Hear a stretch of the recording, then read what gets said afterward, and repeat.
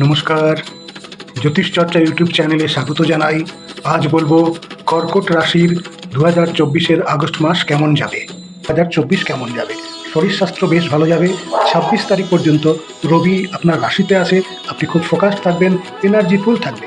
কিন্তু 26 তারিখের পর 12তম ঘরে, যেটাকে আমরা স্বাস্থ্যের কারণে ব্যয়, হসপিটাল এবং নানান রকম শারীরিক অসুবিধার ঘর মেনে থাকি, সেখানে মঙ্গলের উপস্থিতির কারণে শারীরিক কারণে কিন্তু খরচাপাতি বাড়তে পারে। অহেতুক ঝঞ্ঝাট, পড়ে গিয়ে ব্যথা পাওয়া, হাড়ে চোট পাওয়া, সিঁড়িতে উঠতে গিয়ে পা পিছলে যাওয়া, কোনো গাড়ি চালাতে গিয়ে, বিশেষ করে অন্যের গাড়ি চালানোর সময় খুব সতর্ক। নিজের গাড়িতে অতটা প্রবলেম না থাকলেও অন্যের গাড়ি যদি আপনি চালান, সেক্ষেত্রে বিশেষ সতর্কতা নিতে হবে। আপনার 26শে আগস্ট মঙ্গল কিন্তু 12তম ঘরে আসছে এবং সেখানে সে 45 দিন থাকবে। আগামী 45 দিন, তখন থেকে 26শে আগস্ট থেকে প্রচণ্ডভাবে নিজেকে সতর্ক রাখতে হবে। মাথা গরমের প্রবণতা থাকবে। মাথা গরমের কারণে নানান রকম অসুবিধা শারীরিক আসতে পারে, ঝুটঝামেলাও আসতে পারে। তো সেক্ষেত্রেও কিন্তু বিশেষ সতর্কতার প্রয়োজন আছে। ধনুভাবে শুভ গ্রহের উপস্থিতি উপার্জনের ক্ষেত্রটা ভালো থাকবে এবং বিনোদনের ক্ষেত্রেও বেশ খরচাপাতি হবে। যেমন উপার্জন হবে, সেটা আনন্দ ফুর্তির পিছনেও কিন্তু বেশ খরচ করা যাবে দেখা যাচ্ছে। ভাইয়ের সাথে, প্রতিবেশীর সাথে, বন্ধুবান্ধবের সাথে সম্পর্ক খারাপ হতে পারে। ছোটোখাটো তর্কাতর্কি, ঝগড়াঝাটি হতে পারে। নিজেকে কন্ট্রোল রাখতে হবে, না হলে সেই ঝগড়াঝাটি কিন্তু বড় আকার ধারণ করতে পারে। স্কুল স্তরের পড়াশোনায় কিন্তু অমনোযোগী দেখা যাচ্ছে।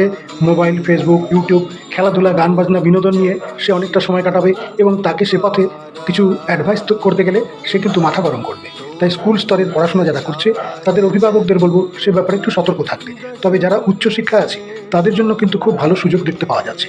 যারা উচ্চশিক্ষায় আছে তাদের ক্ষেত্রে দেবগুরুর বৃহস্পতির কৃপায় চাকরি এবং চাকরির মাধ্যমে ভালো উপার্জনের সুযোগ থাকছে। প্রশাসনিক বিভাগ, পুলিশ, সৈনিক ইত্যাদি সরকারি চাকরি ইত্যাদি ক্ষেত্রে যারা প্রশিক্ষণ নিতে চান, তারা খুব ভালো প্রশিক্ষণ পাবেন এবং প্রশিক্ষণের মাধ্যমে যে চাকরির ব্যাপার, সেই ব্যাপারটাও থাকছে এবং যারা চাকরি করছেন তাদের পদোন্নতির ব্যাপারটাও থাকছে। তবে মাথাটা কিন্তু একটু গরম থাকছে। আপনার মেজাজের কাছে শত্রু পরাস্ত হবে, কিন্তু আপনার অতিরিক্ত মেজাজ বা মাথা গরমের জন্য কিন্তু আপনি ভুল করতে পারেন এবং সেক্ষেত্রে অনেক বড় সমস্যায় আপনি পড়তে পারেন। আপনার মেজাজের কারণে আপনার শত্রুরা কিন্তু পরাজিত হবে, কিন্তু আপনি সমস্যায় পড়ে যেতে পারেন। আপনার অতিরিক্ত রাগের কারণে এমন কিছু ঘটনা হতে পারে যার প্রতিফলন সুদূর প্রসারী হতে পারে।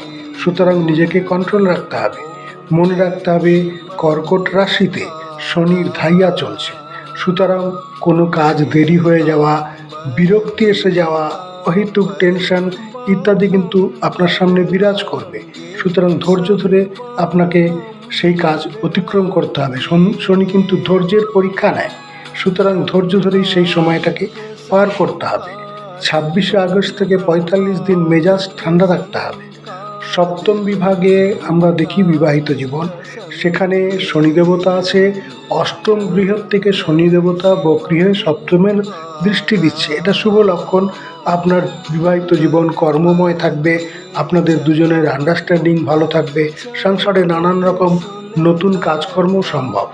অষ্টমভাবে শনি দেবতা থেকে আপনার শারীরিক চলন ফিলনের মাধ্যমে, শৃঙ্খলার মাধ্যমে আপনি নিজের জীবনকে শৃঙ্খলাভাবে যদি এগিয়ে নিয়ে যান, আপনার আয়ু বৃদ্ধি হবে।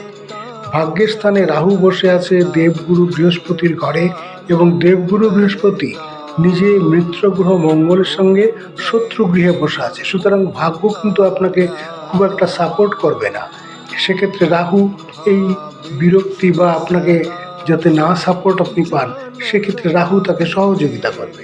তাই ভাগ্যের সাপোর্টের কথা আগস্ট মাসে ভেবে লাভ নেই। আপনি নিজে যেই কর্ম করবেন, যে ভালো কাজ করবেন, তার রেজাল্ট পাবেন। কিছুটা কম পেলেও সেটাই পাবেন। সুতরাং কর্মের দিকে লক্ষ্য রাখবেন, ভাগ্যের দিকে নয়। এবার কর্মভাবের অধিপতি মঙ্গল বর্তমানে বৃহস্পতির সঙ্গে থাকলেও আগস্ট মাসের 12 তারিখের পর মঙ্গল রাশি পরিবর্তন করে যখন মিথুন রাশিতে 12তম ঘর আসছে, তখন কিন্তু কর্মের জায়গাটাও খুব একটা ভালো থাকছে না। সহকর্মীদের সাথে মতানৈক্য হতে পারে, বসের সাথে মতানৈক্য হতে পারে। সুতরাং সুন্দরভাবে মাথা ঠান্ডা রেখে আগস্ট মাসটাকে কিন্তু আপনাদের অতিবাহিত করতে হবে। স্বাস্থ্যের দিক দিয়ে কোনো সমস্যা নেই, কিন্তু কোনো অকারণ ঘটনা, কোনো অ্যাক্সিডেন্টাল ঘটনা, বা পড়ে গিয়ে চোট পাওয়া ইত্যাদির থেকে যথেষ্ট সাবধান, গাড়ি ঘোড়ার থেকে সাবধান, মাথা ঠান্ডা রেখে সবার সাথে মেলামেশা করতে হবে।